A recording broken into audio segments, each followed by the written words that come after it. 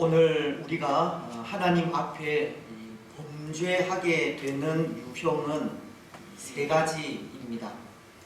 요한 1서가 2장을 통해 그것을 가르치고 있는데요.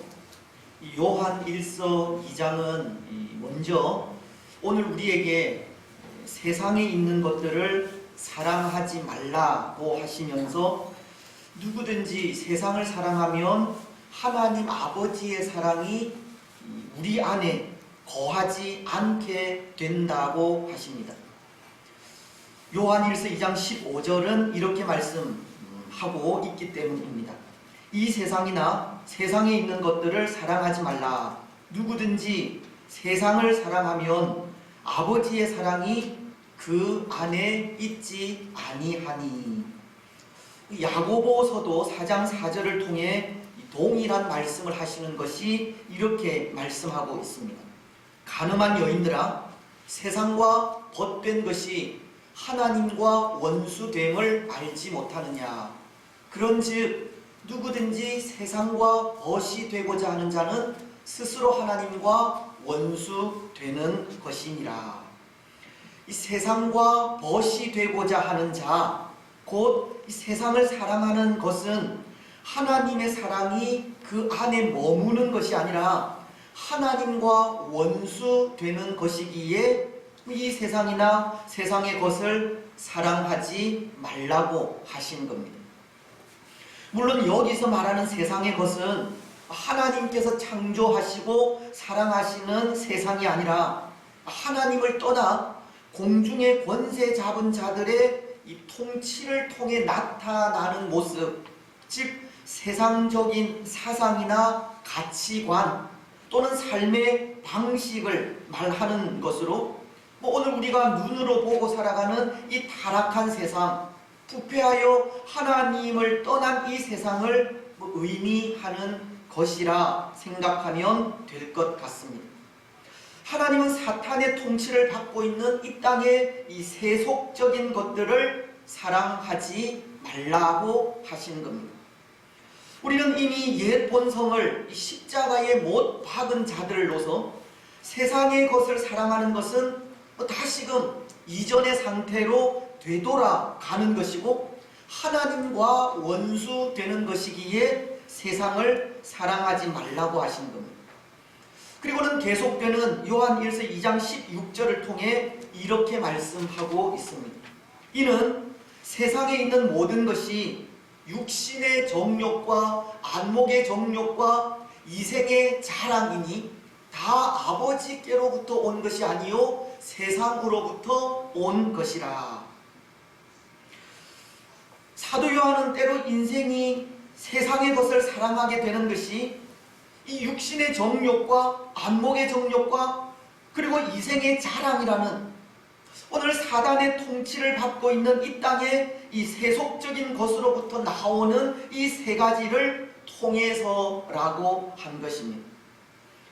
오늘 우리가 하나님을 떠나 세상을 사랑하는 죄를 범하게 되는 것은 이 세 가지 육신의 정욕과 안목의 정욕과 이생의 자랑에 이끌려 죄를 범하게 된다는 것입니다. 그런데 여러분, 오늘 우리는 본문을 생각하면서 먼저 이렇게 하나님 앞에 범죄하게 되는 유형에 대해 생각하는 이유가 있습니다. 그래서 오늘 본문 속의 삼손이 어쩌면 이 유형에 따라 하나님을 떠나게 되고 또 세상을 사랑하는 죄를 범하고 있는 것 같기 때문입니다. 그래서 오늘 우리는 우리 인생으로 하여금 하나님을 떠나게 하고 세상을 사랑하게 하는 죄를 범하게 하는 이 세 가지 유형을 이 삼손의 모습과 연결시켜 생각해 보려고 하는데요. 먼저 육신의 이 정욕이라는 것을 통해서입니다. 여기 육신의 정욕이라는 것은 타락하고 부패한 우리 인간의 본성에서 나오는 욕심을 이야기하는 것으로 이 육신이라 하는 단어는 주로 이 타락한 이 본성을 말할 때 사용하는 단어입니다. 갈라디아서 5장 16절이 내가 이르노니 너희는 성령을 따라 행하라. 그리하면 육체의 욕심을 이루지 아니하리라고, 이 성령을 따르는 마음과는 대조적으로 이 욕심이라는 것은 성령을 따르지 않는 이 육체로부터 나온다고 하는데요. 이 사람의 욕심이라는 것은 육신, 즉 이 타락한 본성에서부터 나온다는 것을 가르치는 것입니다. 그런데 이 타락한 우리 본성에서 이 욕심이라는 것이 나온다는 것을 생각하면 그것은 도무지 소망이 없는 것을 말합니다. 왜냐하면 타락한 인간의 본성은 하나님이 거하지 않는 마음이고, 그 속에서 나오는 욕심은 항상 이 잘못된 선택을 하게 하기 때문입니다. 타락한 우리 인간의 본성에서 나오는 욕심은 우리를 여지없이 범죄하게 만든다는 것입니다. 그래서 사도 바울도 로마서 7장을 통해 이 자신의 마음 속에도 인간의 본성에서 나오는 욕심이 있다는 것을 말씀하면서 그것을 육신의 법이라고 말씀하고 있습니다. 그리고는 마음속에 있는 그 육신의 법과 하나님의 법이 서로 싸워 이 죄의 법 아래로 자신을 사로잡아 간다고 한탄하면서 이런 고백을 하였습니다. 로마서 7장 24절은 오라 나는 곤고한 사람이로다.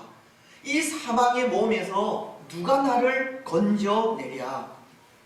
바울은 탄식하면서 그 욕심을 다스리고자 한 것입니다.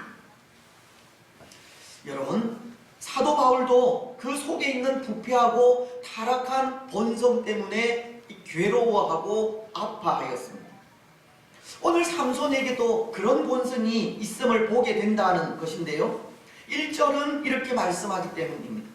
삼손이 딥나에 내려가서 거기서 블레셋 사람의 딸들 중에서 한 여자를 보고, 사실 지금 삼손은 하나님의 신에 크게 감동되어 있는 상황입니다. 우리가 지난 주일 생각한 13장 25절을 보면 소라와 에스다올 사이 마하네단에서 여호와의 영이 그를 움직이기 시작하였더라 라고, 이 삼손에게 하나님의 영, 여호와의 영이 임하신 것을 말씀하시고, 그 직후 오늘 말씀을 통해 이 딥나에 내려간 것을 말씀하시므로 지금 삼손은 여호와의 영에 붙들려 있는 상태임을 전하고 있다는 것입니다.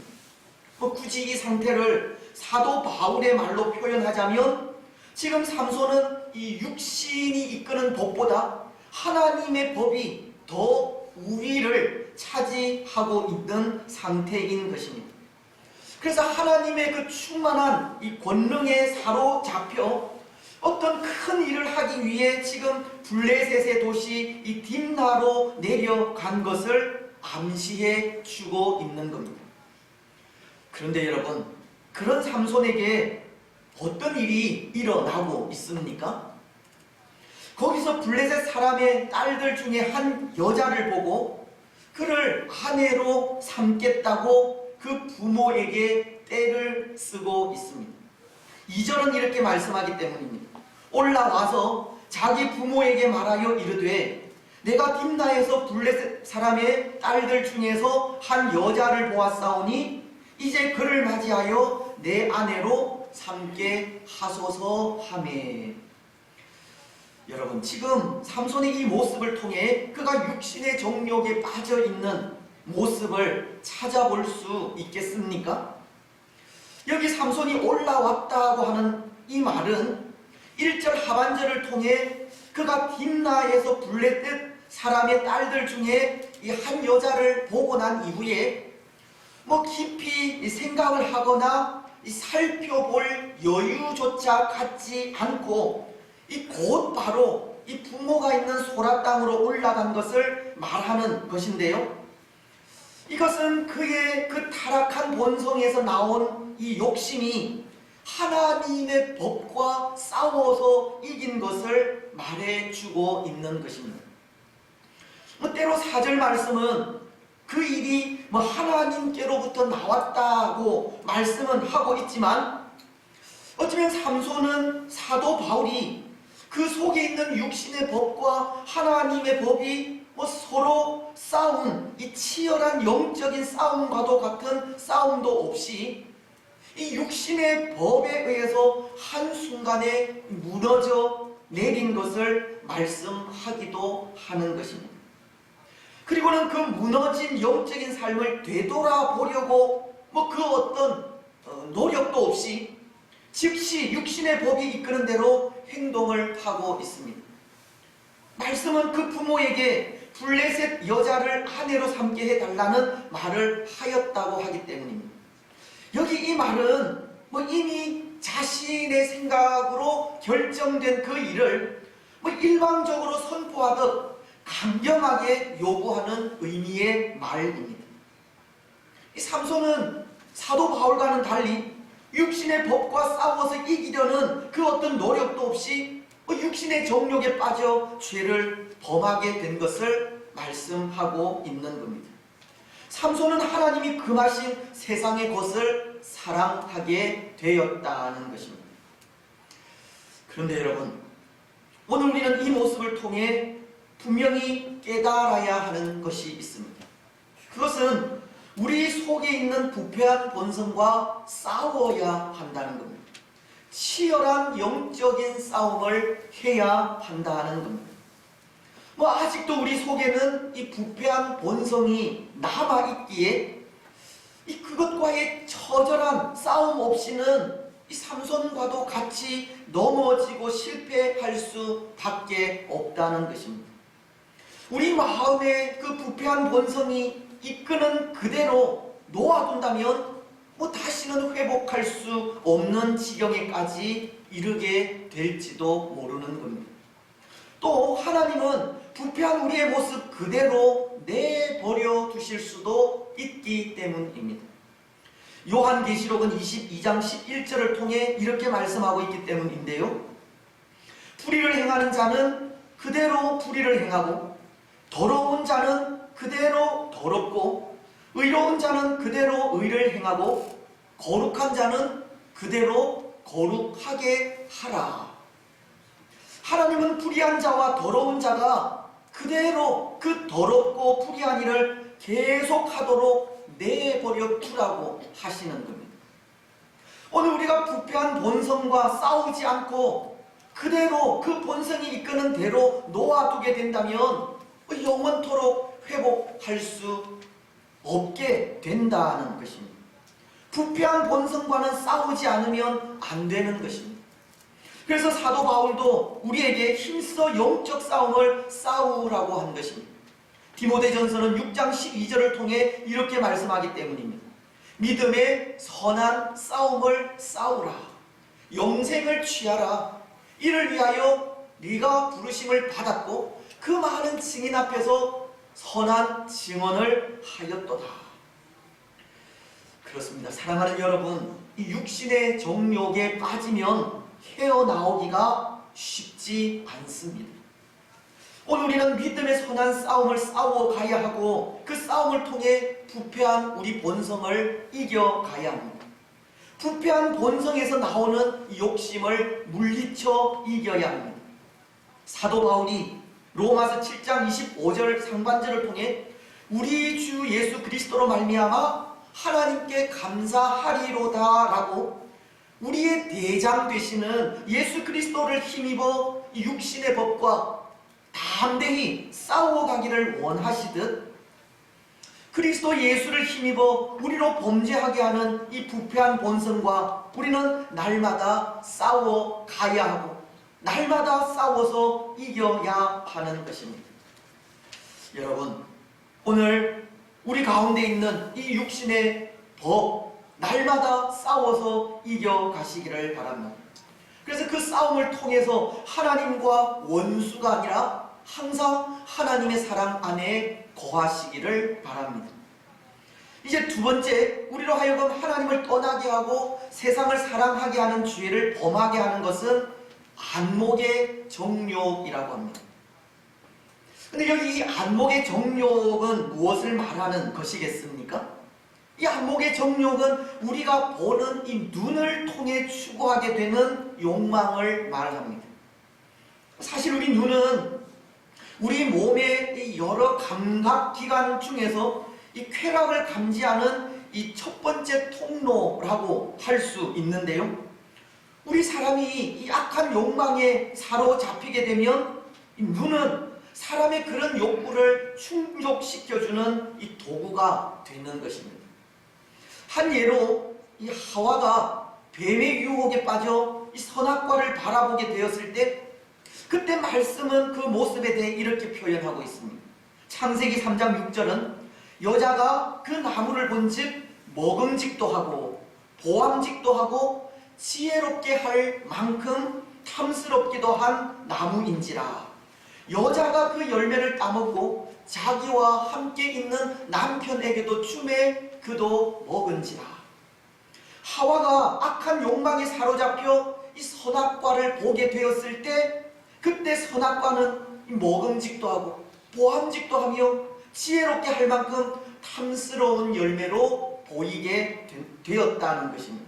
그래서 그 열매를 따먹고 남편에게도 주어 범죄하게 한 것입니다.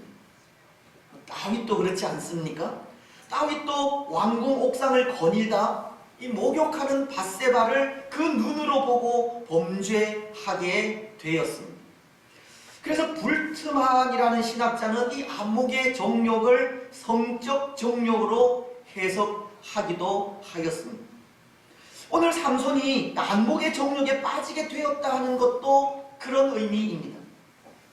1절 하반절은 이렇게 말씀하고 있지 않습니까? 거기서 블레셋 사람의 딸들 중에서 한 여자를 보고, 삼손은 한 여자를 보았다고 하는데요, 여기 여자라는 단어는 it사라는 단어로 한 여자를 보되 그 내면적인 측면을 본 것이 아니라 이 성적인 관점에서 본 외형을 말하는 것이기 때문입니다. 비록 삼손은 태어나면서부터 하나님께 택정함을 받은 나실인이기는 하지만 그는 나실인으로서 세상을 하나님의 눈으로 본 것이 아니라 이 세속적인 눈으로 바라보게 된 것입니다.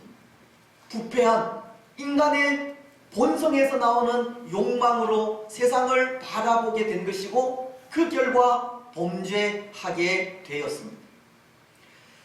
여러분, 오늘 우리가 이 부패한 본성에서 나오는 욕망으로 세상을 보게 된다면 할 수 있는 것이 범죄밖에 더 있겠습니까? 우리 눈에 보기에 좋은 대로 행하면 죄밖에 지을 것이 없습니다. 하나님의 사람으로 하나님의 눈으로 세상을 보지 못한다면 이 세상을 구원할 수도 없는 겁니다. 우리 자신밖에 생각하지 못하는 겁니다. 나의 유익과 나의 이익에 따라 움직일 수밖에 없다는 것입니다. 오늘 삼손도 그렇지 않습니까?